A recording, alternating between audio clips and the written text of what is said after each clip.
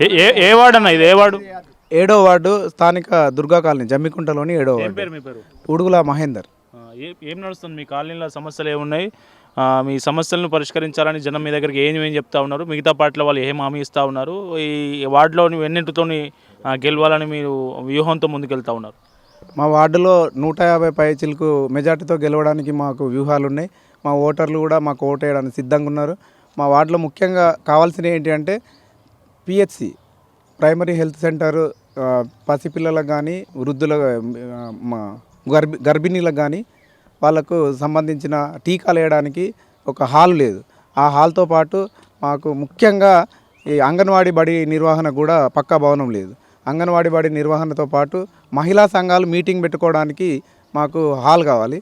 దానికి community hall కోసం మేము అన్ని రకాల ఇదివరకు అందరినీ కలిసినాం, మాట్లాడినాం. సమస్య పరిష్కారం కాలేదు. ఇప్పుడు గడిచిన 20 ఏళ్ళ నుంచి ఇక్కడ నేను సేవలు చేస్తున్నాను. వారి గెలుపులో వీరి గెలుపులో నా పాత్ర కీలకంగా ఉండేది.